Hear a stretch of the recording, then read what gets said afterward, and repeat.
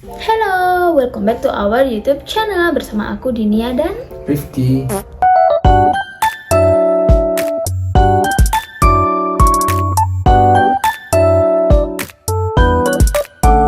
Nah, di segmen kali ini kita mau membahas tentang sebuah perbedaan. Kalau misalkan kita menyadari kita dan pasangan itu saling berbeda, apakah kita harus melanjutkan ke jenjang yang lebih serius atau mungkin lebih baik mundur aja gitu kan. For your information, kita itu sebenarnya juga berawal dari karakter yang sangat berbeda. Aku sendiri itu orangnya mungkin lebih keras dan dia itu lebih soft gitu orangnya, dan mungkin juga lebih slow living gitu. Buat aku yang terlalu kaku, tapi akhirnya kita menikah. Dan kita bisa menciptakan sebuah peluang membangun bisnis, membangun relasi, itu juga dari kemampuan kita yang disatukan gitu, karakter kita yang saling disatukan. Nah, tapi kalau menurut kamu perbedaan itu gimana sih? Ya, perbedaan itu anugerah ya tentu, karena itu saling terus mendewasakan, terus menjadikan seseorang berkembang. Karena kalau tidak ada perbedaan, dia tidak bisa mengetahui mana yang seru, mana yang tidak. Jadi bener sih, perbedaan itu kan sebenarnya kita kan mendapatkan celah, mendapatkan kesempatan, mendapatkan ini, itu kan juga dari perbedaan gak sih? Iya kan? Dari kita yang berbeda ini terus kita menciptakan sebuah peluang baru. Bisa jadi aku juga mungkin akan bosen kalau misalkan kita punya pasangan yang karakternya itu sama banget, terus sefrekuensi, tapi ya kita nggak punya kesempatan untuk menjajaki karakter lain, untuk bisa mengambil peluang di kalau karakter lain itu seperti apa. Dan itu juga penyebab yang menjadikan kadang rumah tangga itu malah mencari tantangan di luar, apalagi buat cowok itu kan suka banget kan sama tantangan, dia kan. Tantangan apa yang paling kamu sukai?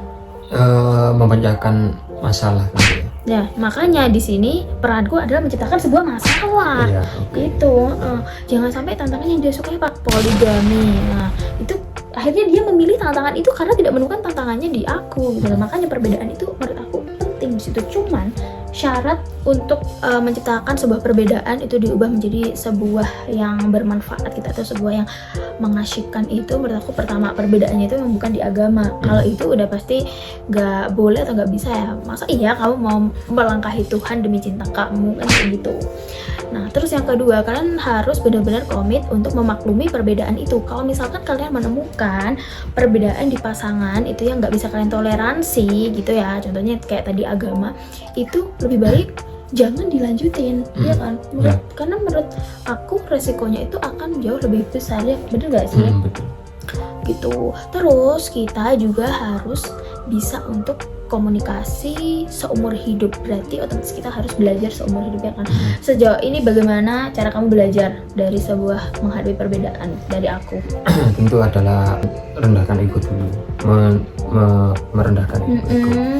Biar, karena kalau salah satu sudah merendahkan ego itu akan enak komunikasinya seperti itu. Dan itu juga butuh yang namanya self awareness sama acceptance atau penerimaan. Self awareness itu ketika kita harus menyadari bagaimana karakter kita dan bagaimana kita itu mau di treatment gitu.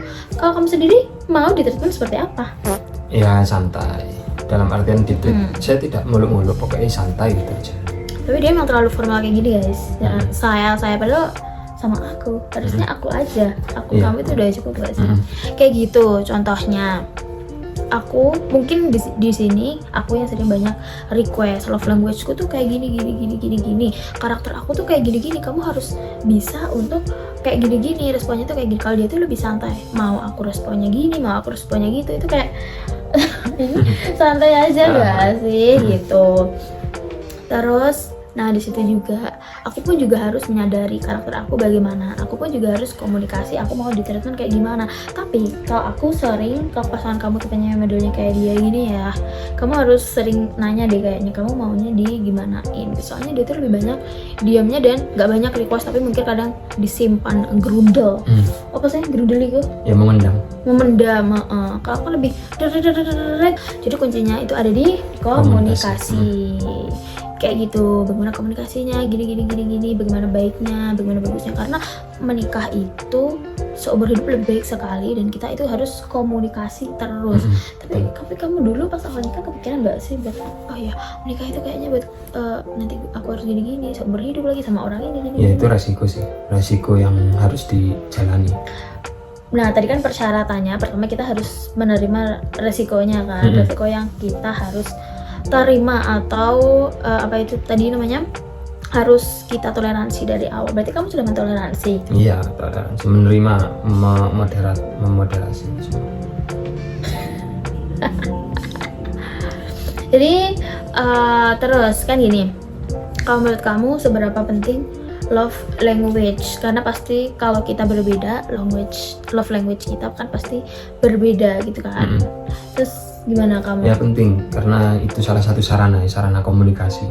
Salah satunya itu komunikasi, bentuk komunikasi. Jadi saling memahami, saling mengerti. Love language itu juga salah satu bentuk komunikasi. Apa love language-ku? Physical touch. Iya nggak sih? Iya, tapi oke ya.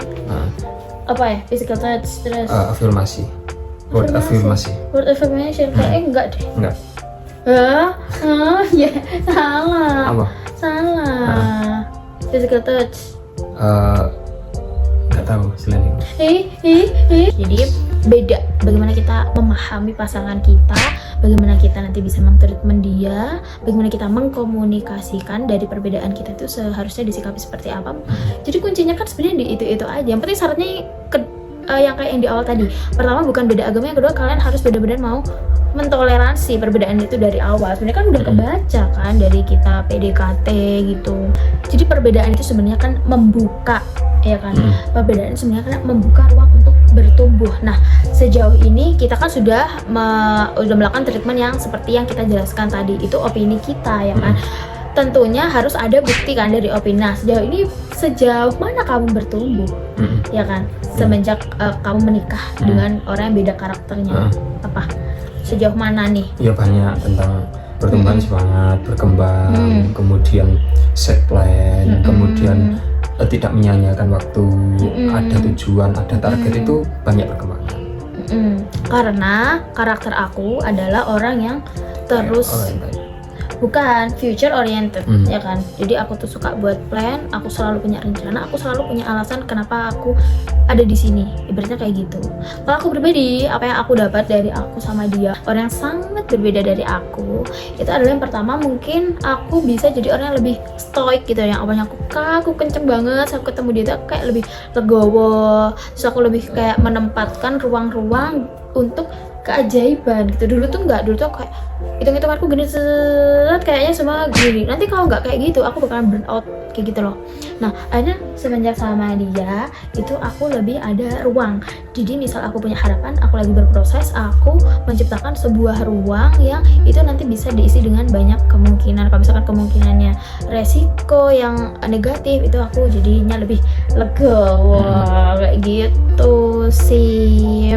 Itu juga salah satu pelajaran yang bisa kita dapat ketika kita mendapatkan pasangan dengan beda karakter seperti itu. Menyikapi perbedaan, aku rasa semua yang kita ceritakan di sini itu bisa diambil sebuah pelajarannya, dan itu tergantung kalian juga memutuskannya bagaimana ketika kalian menghadapi perbedaan dalam pasangan. Apakah tadi mau menerima resiko, apakah kalian mau memaklumi dan mau terus bersama-sama dia, apakah perbedaan itu membuat kalian itu, apakah perbedaan itu jadi batu besar, jadi penghalang gitu, mungkin lebih dipertimbangkan lagi. Itu juga tergantung kalian dengan background kalian masing-masing, karakter kalian masing-masing, keputusan juga ada di kalian masing-masing. Tapi kalau insek dari kita seperti itu, dan itu ada buktinya guys, kita nggak cuman kayak ngomong gini-gini aja. So jangan lupa follow sosial media aku di Nia RHMD dan sosial medianya dia yang tidak pernah aku expose. Jadi sekian pembahasan kita kali ini. Mungkin next kita akan ngobrol topik yang lebih berat lagi, tapi yang pasti kita akan selalu membantu kalian sebagai pasangan itu berpikir bagaimana langkahnya yang tepat atau bagaimana lebih baiknya menjadi teman diskusi kalian yang baik dalam segmen Pillow Talk bersama Dinia Rifki. Oke, see you guys, bye.